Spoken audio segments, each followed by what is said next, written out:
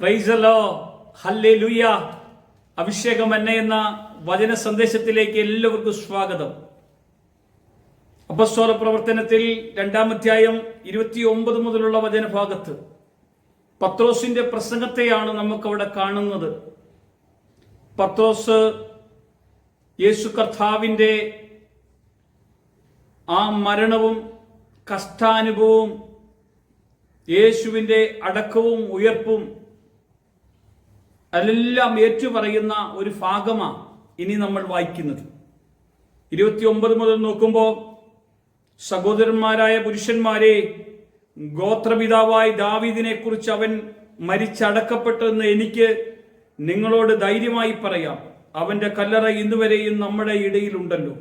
എന്നാൽ അവൻ പ്രവാചകനാകയാൽ ദൈവം തന്റെ തലമുറയിൽ നിന്ന് ഒരുവനെ അവന്റെ സിംഹാസനത്തിൽ ഇരുത്തുമെന്ന് തന്നോട് സത്യം ചെയ്ത് ഉറപ്പിച്ചു എന്ന് അറിഞ്ഞുകൊണ്ടാണ് അവനെ പാതാളത്തിൽ വിട്ടുകളഞ്ഞില്ല. അവന്റെ ശരീരം ജീർണിക്കുവാൻ ഇടയാക്കിയതുമില്ല. Praise the Lord. ഈ കർത്താവിന്റെ പ്രവൃത്തി എത്ര വലുതാണെന്ന് നോക്കിക്കേ. ഒന്ന്, കഷ്ടാനുഭവത്തിലൂടെ യേശുവിന്റെ മഹത്വത്തെ തെളിയിക്കുന്ന 3 കാര്യങ്ങൾ അവിടെ കാണുന്നത്. ഒന്ന്, യേശുവിന്റെ പരസ്യ ശുശ്രൂഷയും കഷ്ടാനുഭവത്തെയും തെളിയിക്കുന്ന വിധത്തിലായിരുന്നു. രണ്ടാമത്തേത്, യേശുവിന്റെ പുനരുത്ഥാനത്തിൽ അവന്റെ മശിഹാത്വത്തെ ഉയർത്തി കാണിക്കുന്നതായി കാണാൻ കഴിയും. 3, പഴയ നിയമത്തിലെ സാക്ഷികളാൽ യേശുവിന്റെ മശിഹാത്വത്തെ തെളിയിക്കുന്നതായി കാണാം. ഈ 3 കാര്യങ്ങൾ വെച്ചുകൊണ്ട് പത്രോസ് വിളിച്ചു പറയുന്നതായിട്ടാണ് നമുക്ക് കാണാൻ കഴിയുന്നത്. യേശു മരിച്ചവരുടെ ഇടയിൽ നിന്ന് ഉയർത്തെഴുന്നേറ്റിരിക്കുന്നു. യേശു ഉയർത്തെഴുന്നേറ്റ ദൈവമാണ്. യേശു മരിച്ചിട്ടില്ലെന്ന് ആരെല്ലാം പറഞ്ഞാലും യേശു നമുക്ക് വേണ്ടി ക്രൂശിൽ മരിച്ചു. യേശുവിന്റെ മരണം എന്തിനായിരുന്നു? യേശു മരണം ആസ്വദിച്ചത് എന്തിനായിരുന്നു? യേശു എന്തിനാണ് നമുക്ക് വേണ്ടി കാൽവരി ക്രൂശിലേക്ക് കടന്നു പോകാൻ ഇടവന്നത്? യേശുവിന്റെ ക്രൂശിത മരണത്തിലൂടെ നമുക്ക് കിട്ടിയത് എന്താ? പ്രിയമുള്ളവരെ, പാപത്തിന്റെ ചേറ്റിൽ കിടന്ന എന്നെയും നിന്നെയും ഒരുപോലെ അവന്റെ മകനും മകളും ആയി വേർതിരിച്ച് അവന്റെ കൃപയിലേക്ക് കൊണ്ടുവന്നതല്ലേ യേശു?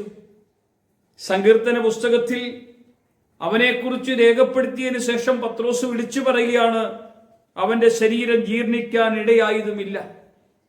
എന്നിട്ടോ ക്രിസ്തുവിന്റെ പുനരുദ്ധാനം മുൻകൂട്ടി കണ്ട് ദാവീദ് പ്രസ്താവിച്ചതുപോലെ എന്താ പ്രസ്താവിച്ചത്? ഈ യേശുവിനെ ദൈവം ഉയർത്തെഴുന്നേൽപ്പിച്ചു. അതിന് ഞങ്ങളെല്ലാവരും സാക്ഷികളാണ്. ഈ സാക്ഷ്യം വഹിക്കുന്നത് നമുക്ക് കാണാൻ കഴിയുന്നു. അവർ സാക്ഷികളായി തീരാൻ ദൈവം ഇടയാക്കിയെന്നേ. കണ്ടു, കേട്ടു, അറിഞ്ഞു, അനുഭവിച്ചു, കൂടെ നടന്നു. ക്രിസ്തുയേശു മരിച്ചു, ഉയർത്തെഴുന്നേറ്റു, അവർക്ക് പ്രത്യക്ഷനായി, അവരുടെ അടുക്കൽ വന്നു, അവരെ 40 ദിനരാത്രങ്ങൾ പഠിപ്പിച്ചു. അതും കൂടാതെ അവരോട് പറഞ്ഞു, കാത്തിരിക്കണം. എന്നിട്ട് അവർ നോക്കുമ്പോൾ യേശു കർത്താവ് സ്വർഗാരോപിതനാകുന്നത് അവർ കണ്ടു. കണ്ടുകൊണ്ടിരിക്കുമ്പോൾ തന്നെ ഇതാ അവിടുന്ന് പറയുകയാണ്, ഞാൻ പോകുന്നത് പോലെ തന്നെ തിരിച്ചു വരും എന്ന് കൂടെയുണ്ടായിരുന്ന ദൂതസംഘം അവരോട് പറയാൻ ഇടവന്നെങ്കിൽ, ഇവിടെ നമ്മോട് കർത്താവ് പറയാണ്, ഇതാ അവൻ മരിച്ചുയർത്തു. ഈ യേശുവിനെ രക്ഷിതാവും നാഥനുമായി ഒന്ന് സ്വീകരിക്കാമോ?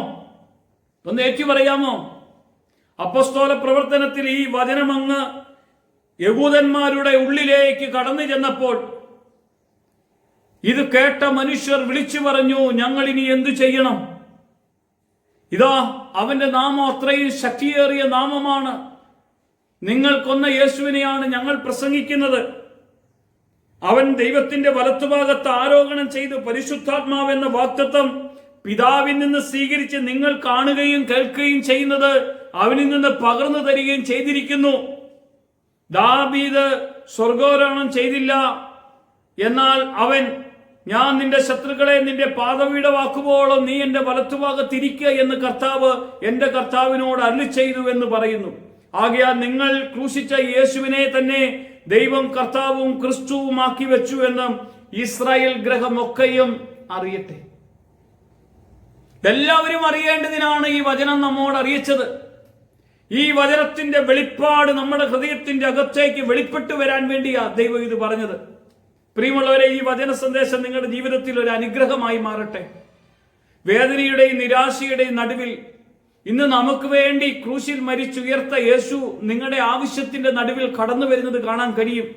നിങ്ങളുടെ പ്രശ്നത്തിന്റെ നടുവിൽ കടന്നു വരുന്നത് കാണാൻ കഴിയും. നിങ്ങളെ അനുഗ്രഹിക്കുന്ന കരം വെച്ച് നിങ്ങളെ ബലപ്പെടുത്തുന്നത് കാണാൻ കഴിയും.